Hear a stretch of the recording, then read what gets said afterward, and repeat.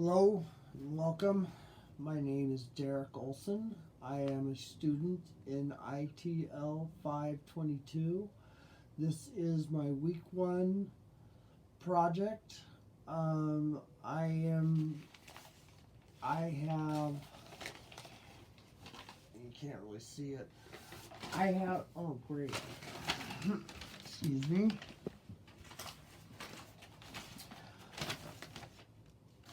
I opened up a hornet's nest in preparing for this project, and I'm going to share it with you because I think it's very important. I'm hoping that this will cover the topics that the professor has laid out for us, and I'm going to go much further in depth into education and, well, of course, I'm going to cover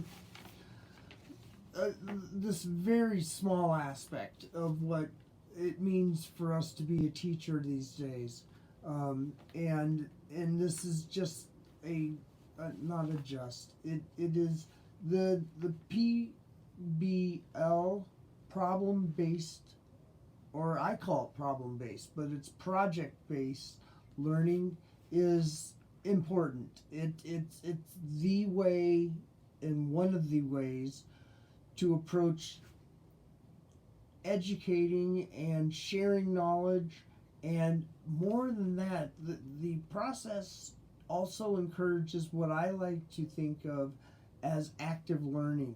They are not learning facts, figures, ABCs, and 1, 2, 3s. We have stepped beyond that. Students at the age of 7th and 8th grade, I don't believe 6 belongs locked in there, but some districts do. But really 7th and 8th grade, they have now compiled enough life experience that they can compare and contrast for the first time in their life. They can reason and critically think about information that comes across their purview, or they can approach it with their own lexicon.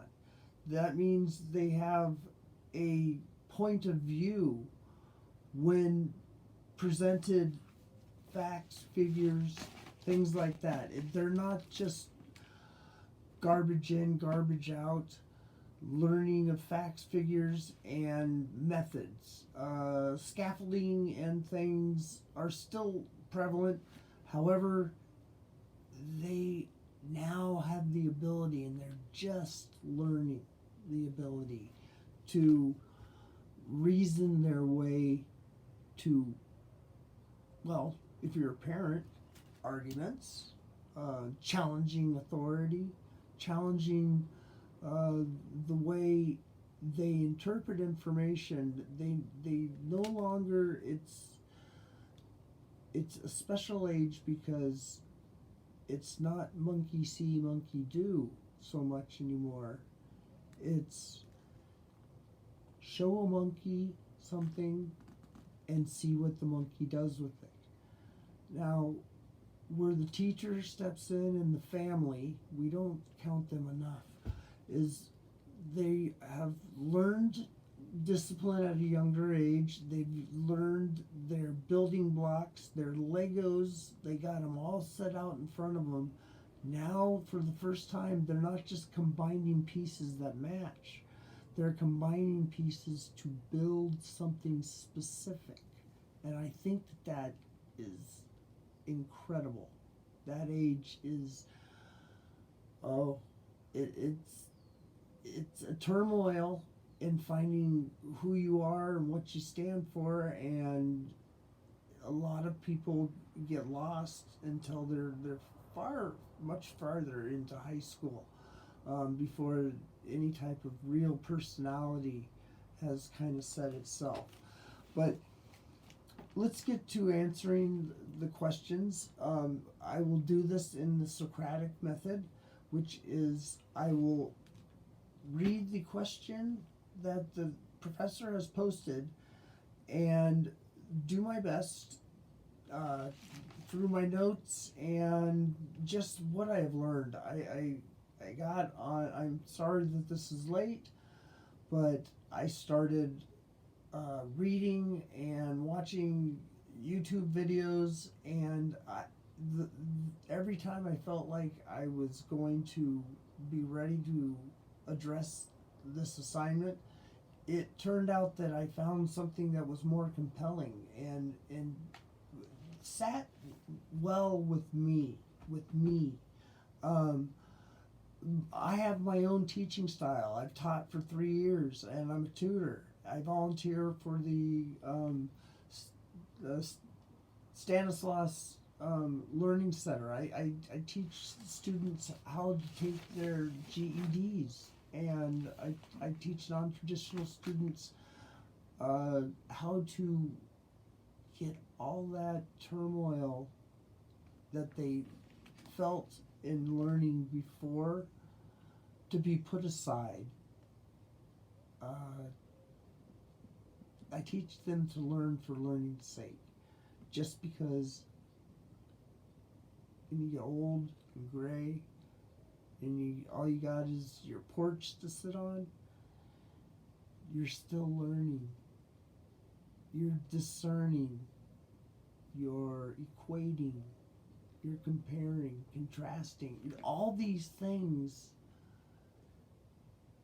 these myriad of images and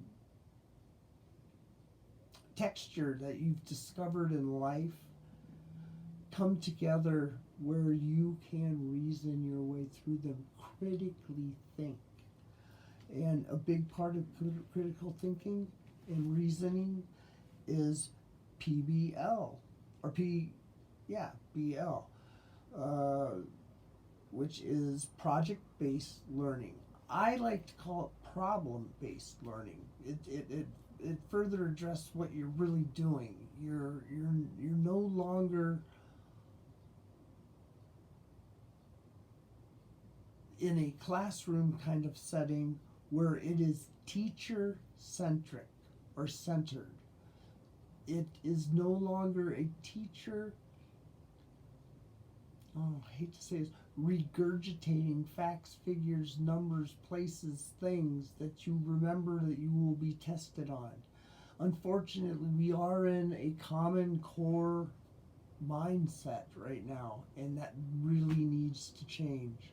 As an educator, I feel my obligation, if I get a student that is willing to learn, that I teach them the rudiments and the eloquence in learning, the ability to discern facts, figures, numbers, everything, and address it in your own manner, that you learn how to address life's problems and come up with solutions, hopefully. In the political climate we're in, that seems few and far between. However, we can strive for more, and that's as a human being and as a sentient, autonomous, free, relatively free human. I owe it to myself and even my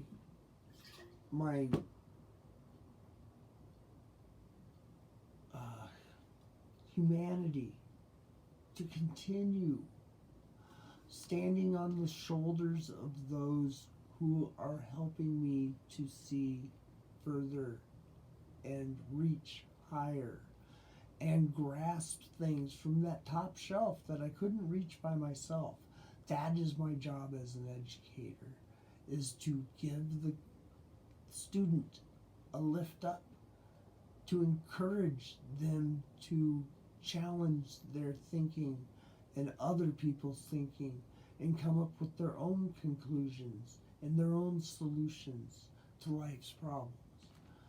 So that being said, I'll address the assignment so I can get that out of the way, and this won't take too long. If you got one of these from every student, you're going to be in there all day. I'm already at 6 minutes here. Okay, first, identification and expansion of the main characteristics of project-based learning. Okay, project-based learning is a good idea because you're once again, you're doing what a 7th and 8th grader should be doing.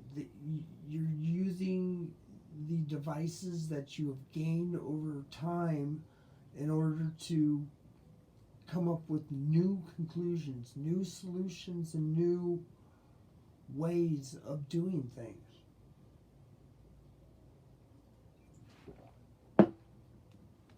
Excuse me. So, I'm going to start with, once again, addressing it. Problem-based learning means you start out with an objective, whatever that objective may be. We're just going to call it learning for learning's sake today.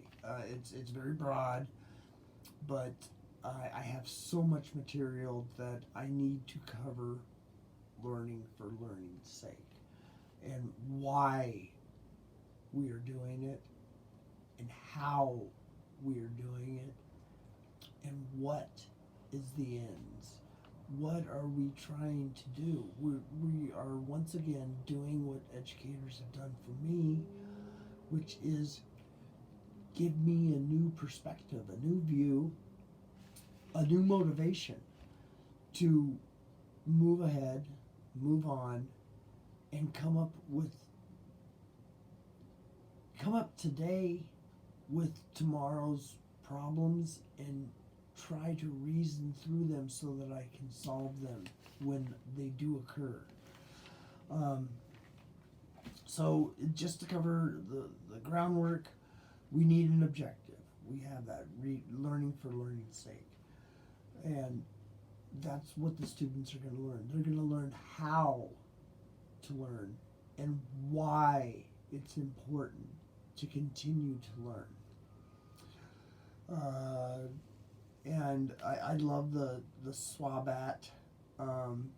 Students will be able to come to their own conclusions,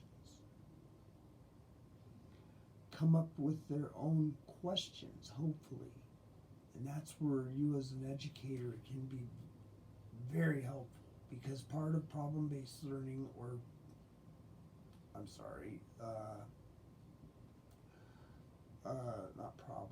project-based learning is, there was examples in some of the PADIT of kids wanting a bigger parking lot, or wanting better food, or just things that they would kind of have to petition for or organize and put in an order so that it can be understood and other people relate to their ideas. Other people will maybe be persuaded to take action. And that all comes from communication. You have to learn how to properly communicate in order to resolve any problem. We live in a world where it is very much necessary because of the competitiveness of a world now that's knocking on our door. We started with a window, and now you have the Library of Congress in the palm of your hand. Library of Congress, the sum of human knowledge. But what you have to do, what we have to teach kids to do, is to discern what is knowledge and factual from what is basically a lot of propaganda, a lot of fluff and filler, and people using the process to their own ends, and that can be dangerous. We teach them to be digital citizens of a new world, and hopefully we don't run into some world order. And a lot of people are working that way. A lot of governments want, I don't want to mention names. I don't want to get political, but are into establishing a new humanity. However, in doing that, we're wiping culture, individuality, religion, a lot of morals and a lot of values wind up decayed or diluted to the point that people will wind up doing whatever just sways them rather than factually going through the consequences of actions and of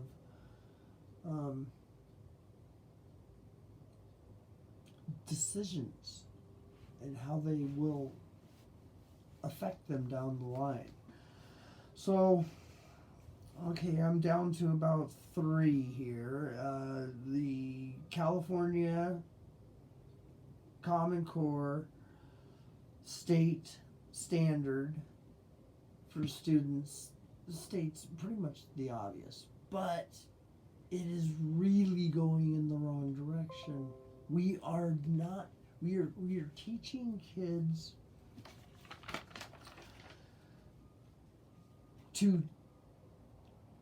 we are teaching them by telling them and then testing them so that we can get higher scores and we look like we're keeping up with the rest of the world.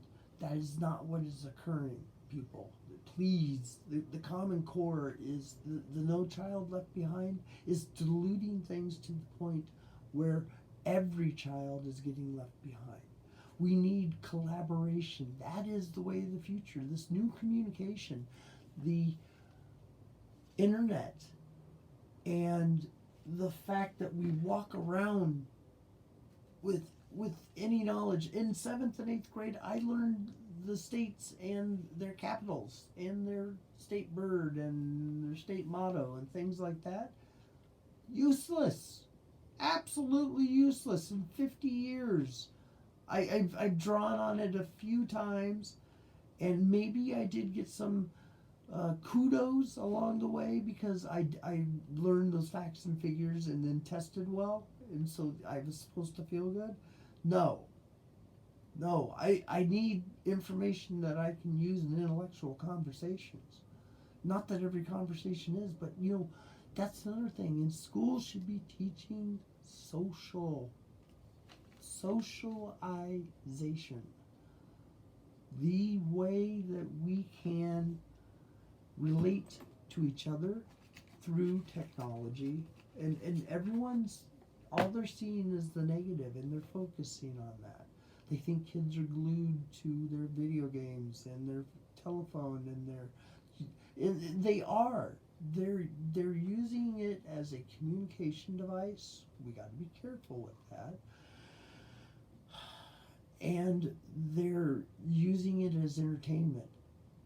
It is a tool. This is like a hammer, but it's a hammer that has so much impact. This is Thor's hammer right here.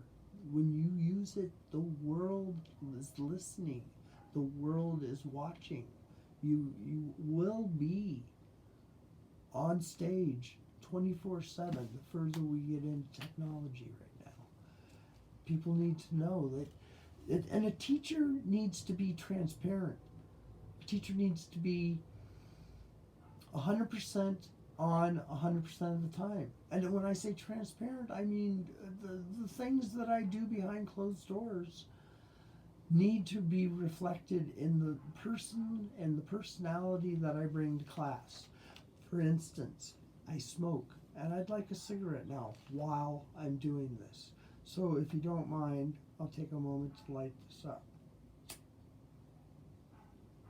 My students, particularly the ones I tutor, you're right there sitting on top of each other And many times I've had comments, geez, it smells like smoke in here. And I just go ahead and say, yeah, that's me. I am a smoker. Um, I don't drink. I don't womanize. I don't do a lot of things that typical guy stuff. Uh, However, I do smoke. This is my 5 to 7 minutes of therapy. In my quest to be a lifelong learner, I see things get skewed in misorder and disorder in my life, my feelings, my goals, aspirations, all those things. And it's good that I can recognize it, because then I can pass it on to students that is part of life. That is not a forbearance of things to come. It is just a part of life. And you'll learn that when you handle life and take care of it, preferably in an anticipatory or that you anticipate what is coming, and you make preparations to best handle that stuff. At this time, I will introduce my fish. So it's, you see the movie or read the book Rumblefish. It's one of those. I have to keep it alone for now. He had a buddy that I kept in another jar that I had submersed in there so they could look at each other and stuff, but the buddy jumped out one day and I found them all dried up. So, I don't know what happened there. I plan on getting him another buddy, but I probably won't keep them just separated by a class. Maybe a foot or two, so they don't get mad at each other and try to jump into the water and fight, because that is their nature. It's a good thing to bring up. Socrates here, that's what I just named him this evening, and I'm calling him Socrates now because he understood something that I put in the title, that, and this needs to be understood by every teacher. Every teacher should have this as their fallback position. The smartest person in a room, in any room, is the person that is still teachable. The person that realizes that life is about learning, adapting, and overcoming.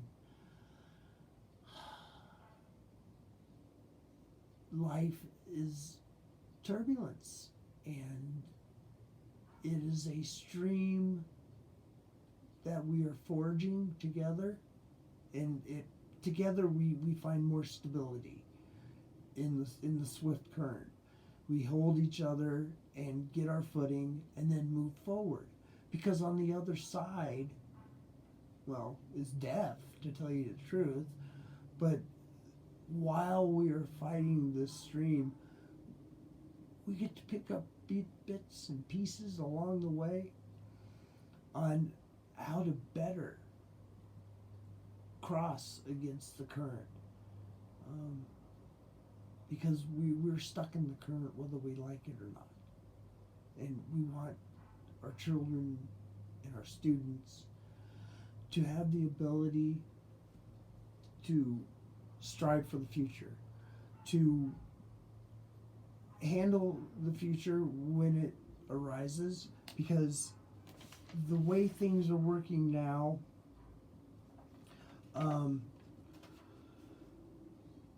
they are being taught a lot by a lot of teachers. Well-meaningful teachers are being taught to tell them how to take a test so that it reflects better on the school, the district, the nation. And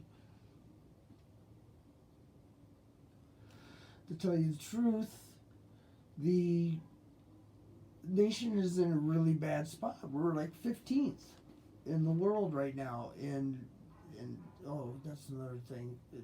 In the aptitude testing for reading, and 15th is one of the ones we're doing the better in. Science and let's see, technology, and then there's also math. Math, we do okay.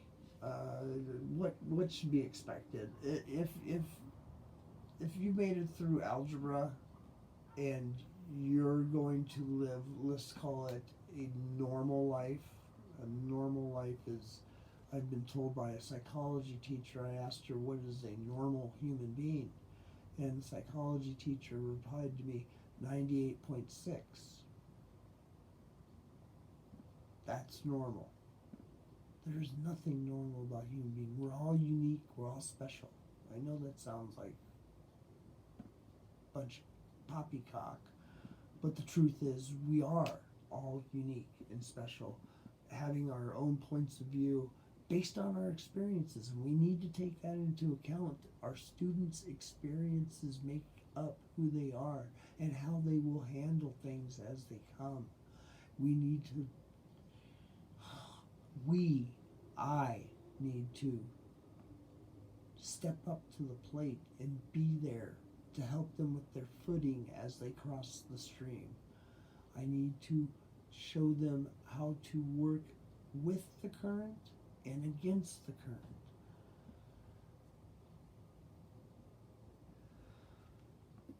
Because it's constantly changing. And we are in a societal printing press point in the world affairs. The Gutenberg printing press and what it did to the Dark Ages and what it did to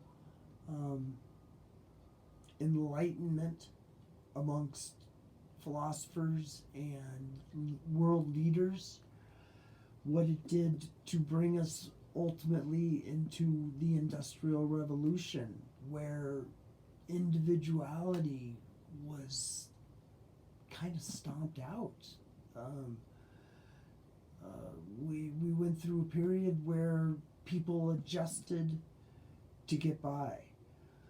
Not that farmers and rural people didn't do that before, but they became a person through what they did, and they related to things based on their experiences and how they handled things, and that was enough. But now with the Industrial Revolution, you were faced with things that you couldn't even perceive happening left, right, front, and center. And then the consumerism started, and I'm going to get off into capitalism and all these other things. That we don't live in a democracy, we live in a capitalisty. That's another lecture. Look, for right now, I'm going to go over the 6 C's in learning and what I learned in researching this. And these are all UDL, Universal Design for Learning, basic practices. Universal Design Learning, basically, when I think of Universal Design of Learning and how it applies to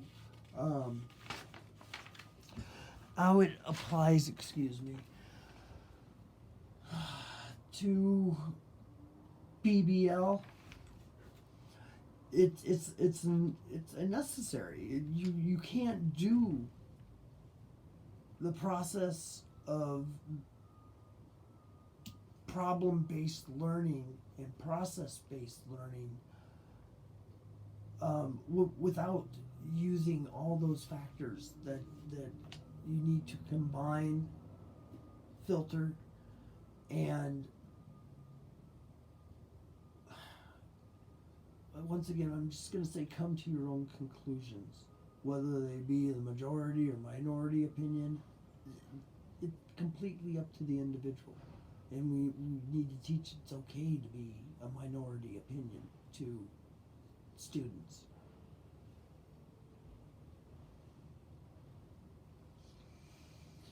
So The 6 C's. Number 1, a teacher should be caring. The first factor, a teacher should be humble, transparent, should be who they are 24/7 with their students. If they want to establish the proper rapport and the proper learning environment, nurtures and encourages inquisitive minds. That is the sum of the reasoning behind gaining knowledge. Is really, in my case, I gain knowledge so I can share knowledge. Because I have as many questions as I do answers. I don't approach any student with a know-it-all attitude. Everyone says they're learning from their students as they teach them.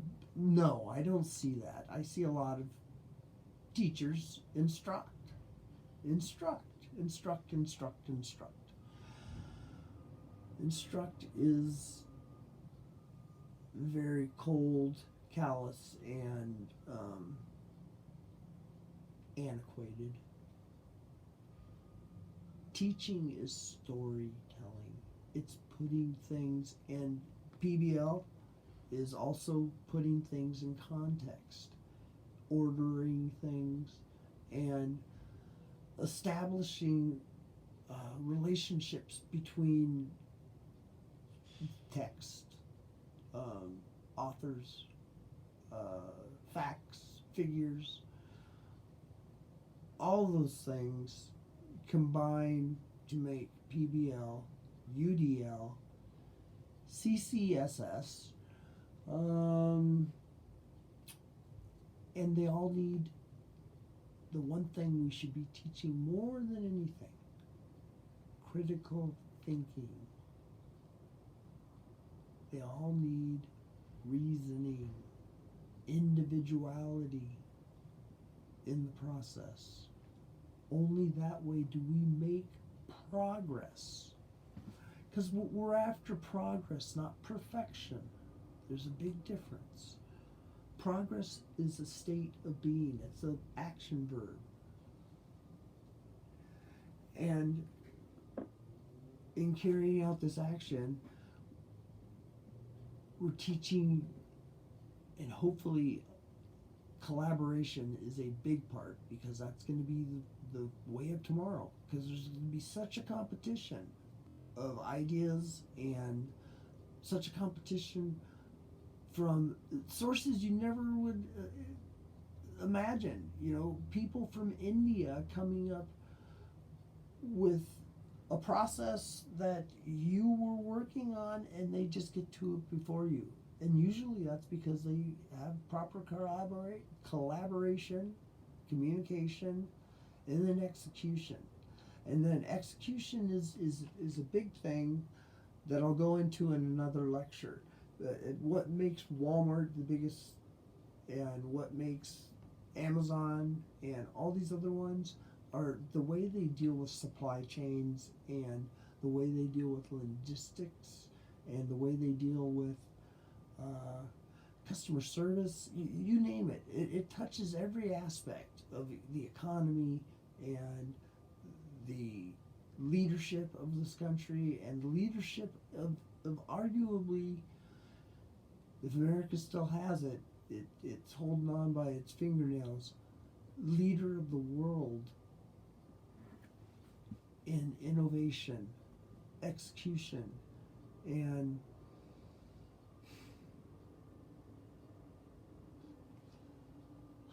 not subrogation, but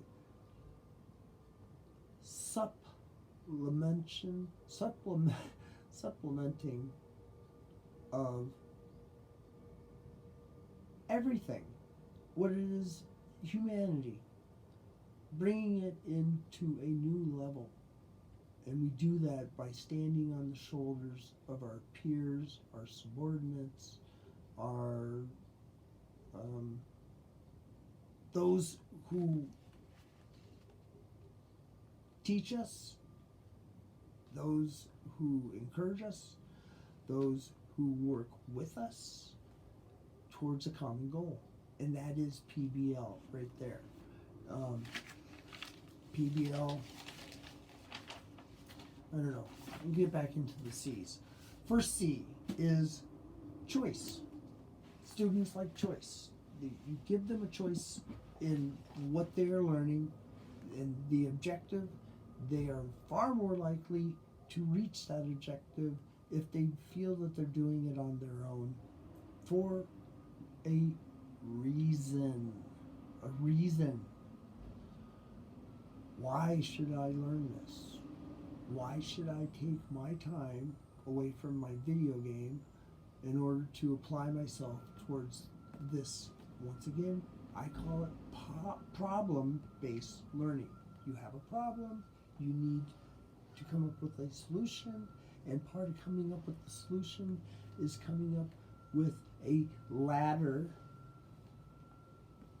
a step system, a way of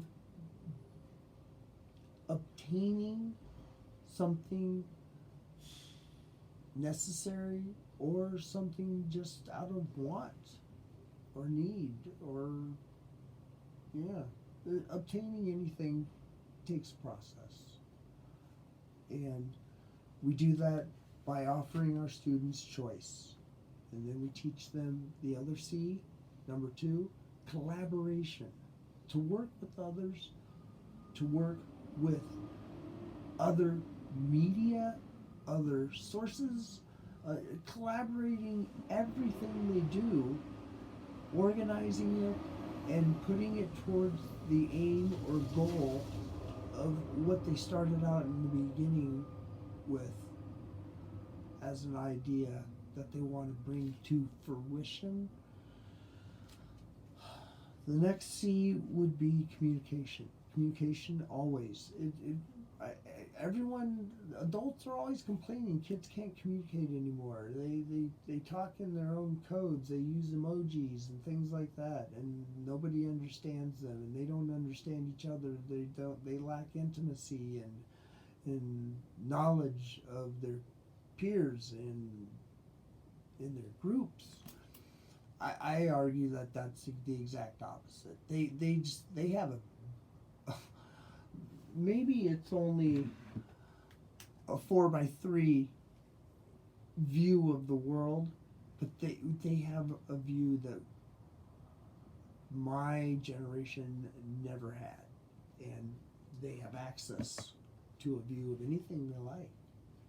And we got to teach them how to discern between positive and negative influences and forces, and things that are attributes to them or things that can be deficits. Another one from communication, our 4th C, is critical thinking.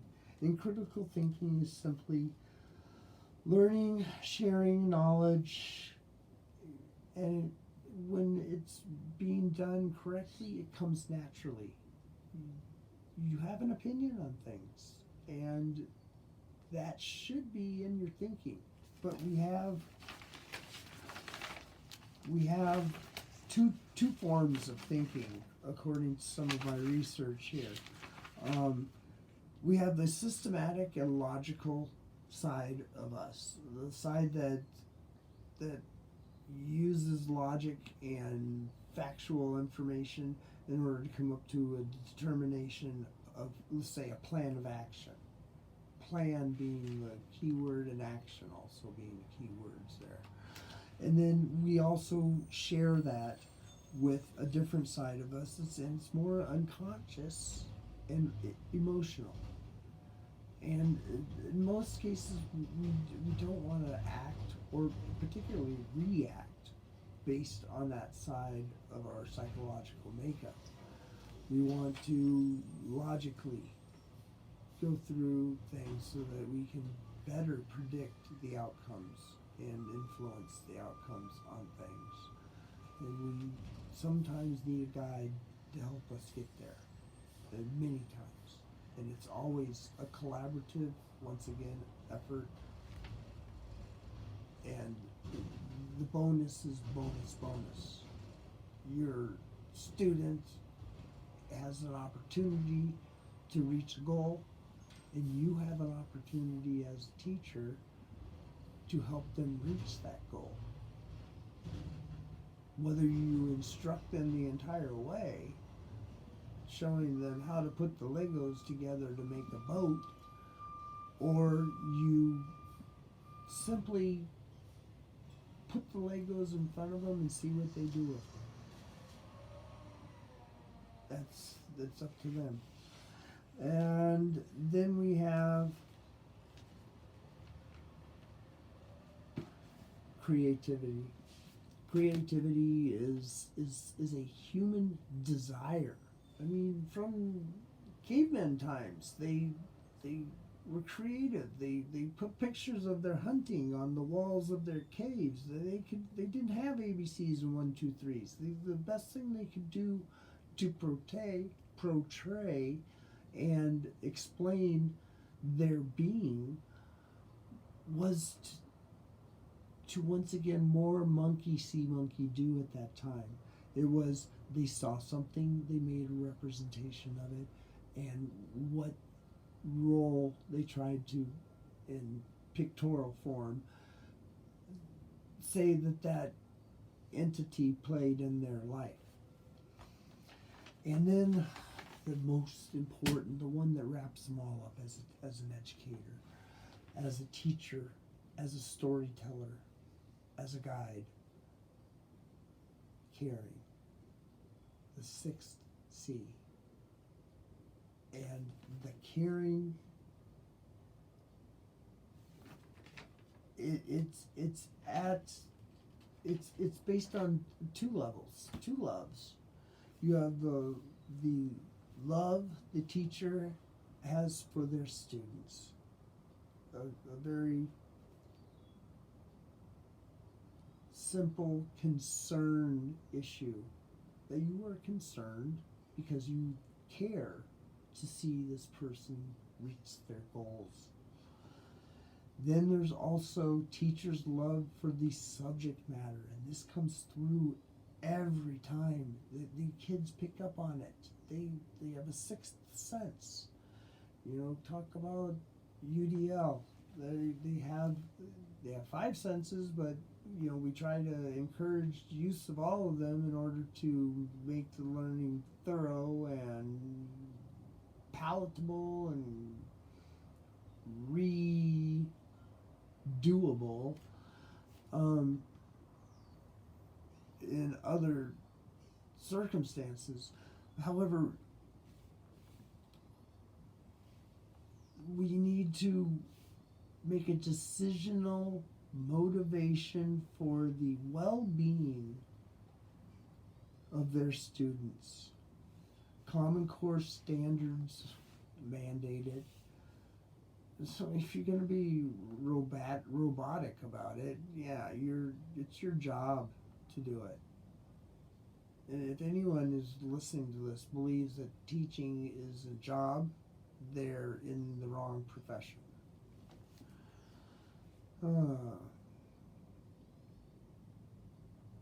So basically, to answer all the questions, my job as a teacher is to inspire. It is to be real. Let them know that I am concerned about the material or the outcome or the goal or whatever we are enduring to reach an end. But I have to be real. I have to be humble. I have to listen very much listen with my heart and with empathy and without bias.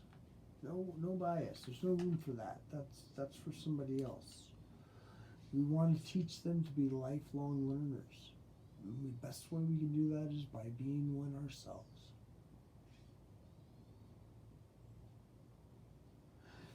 And a good teacher knows how to find a student's on button.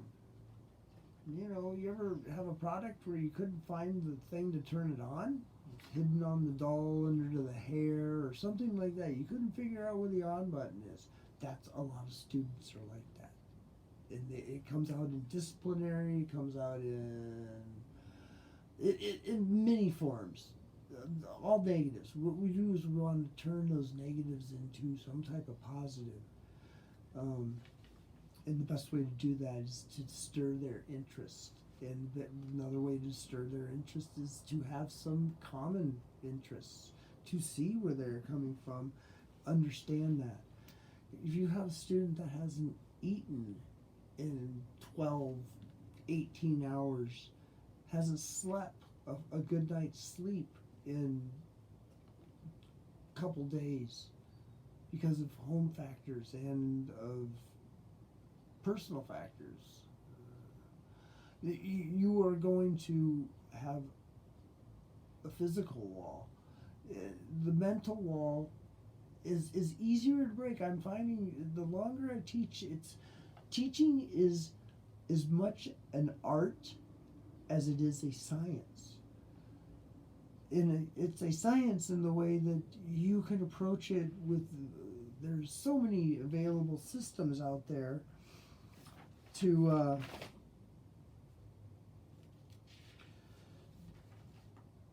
teach practical knowledge.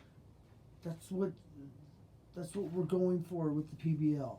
Practical knowledge that can be used in the real world. And the best way you do that is to bring the real world into the classroom. And then one of the best ways to do that is through technology. And technology opens up all kinds of windows. We got to teach the kids later what we're not focusing in school. We think it's okay to teach discipline, but you need to teach them not just discipline, values. That's where they are getting them from. And we have to be valued as a human being in order to teach any type of value. And there's a lot of trust that is being put in our court that we're representing a positive outcome further down the line by bolstering the students' very drive for knowledge. Learning should be the theory of hands-on and touch and try. We should not be doing what we're doing now, which is tell and test. Tell and test, tell and test, tell and test. That'll show the aptitude of our students. We're very good at measuring that. But the Einstein theory still, if you judge a fish by how well it climbs a tree, that fish is going to be judged badly, negatively. A monkey, however, will be able to climb that tree just fine, and it'll get kudos. But you put the monkey in the water, and the fish will send circles around it. It's about finding that student's gift, and then, I don't like using the word, but exploiting the fact that they have interest in it, and encouraging. Once again, encouraging comes up many times in my notes here. And the feedback loop for teaching needs to be changed from the negative of what you don't know and should know to what you do know. We need to switch it to what you do know and how well you can do that. Oh boy, it goes into a lot of other things. I'm just to briefly go what I kind of chronicled, other than the obvious needs for a student every day in the 21st century. They need these skills. They need creativity. We already went over that. We need digital literacy. You need to be able to be hands-on with not just the computer and know how to get to where you want to go and the information stream, if you will. You need to be able to navigate, and you need to be able to postulate and definitely be able to judge your sources and influences that you get through electronics. It can be very dangerous, and that should always be emphasized. I think, you see a van with no windows, white panel van, cruising the neighborhood around the parks. You tell your kid to be away from it. Don't go there. Don't take candy from that stranger. Don't get near that van, because you have concern. And we should have the same concern with them meeting and answering, and now it's what they expose about themselves is being sold to the highest bidder, and that's a whole nother subject for another time too. Because we need to teach them entrepreneurship in every aspect of it. That's another lecture. Of course, collaboration. Collaboration is the way of the future. Mark my words, that is going to be true as day. We need to teach cultural, global awareness. Not just that other cultures have different ways about doing things, and some are threats and some are on our side. You need to teach about their culture and what they hold valuable and what their ancestors have contributed. We need to teach them and inform them of their heritage and things that are, the rites of passages in life. A lot of that came from storytelling and from your elders and things. We don't get that much anymore. We need to get back to that, and the school is in a good position to provide a lot of that necessary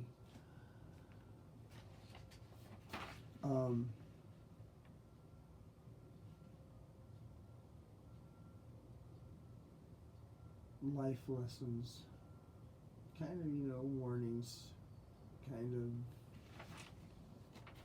I told you so's. Don't want to do that. You want to encourage to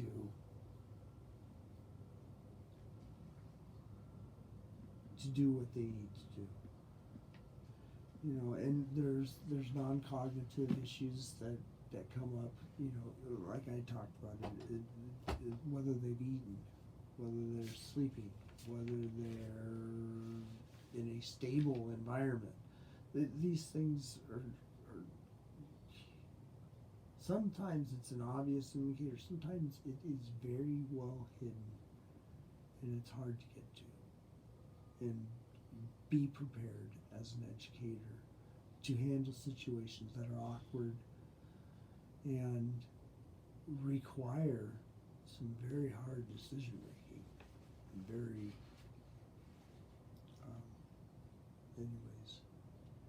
But my way of teaching is what I would call, in a word, tangible. It can be touched, felt. It can be tested and retested. It's like the scientific method. It can withstand a lot of beating and still have the ability to reason and critically think your way into and out of the next set of problems.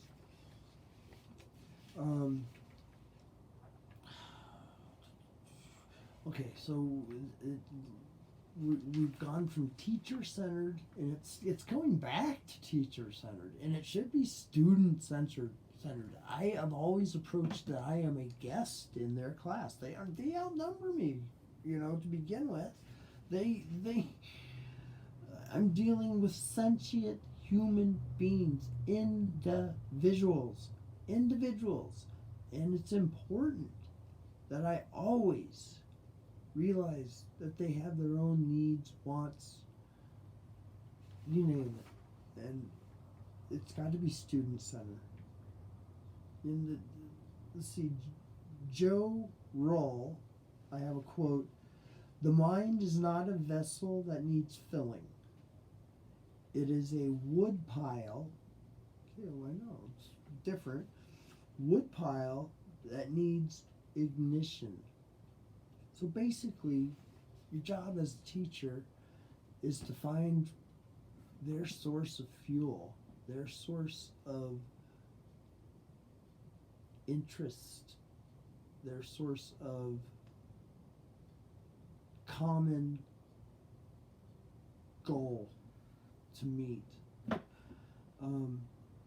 something they have interest in, and help them along the way to get to that goal.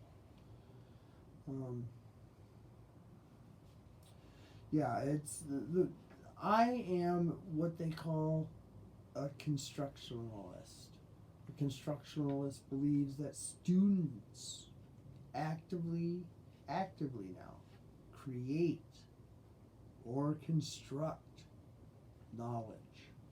That's what they're gaining, and hopefully you can be a part of what they're doing. They got to be first. How they're doing things, why, all those things need to be addressed by a teacher in order to better help them obtain goals. We need to put in social and cultural context. Environmental issues, we discussed that. However, teaching has been approached much by the behavioralists, like Jean Piaget. Yeah, it's got a T, but I think it's pronounced Piaget. 1896 to 1980. His theory of cognitive development focused on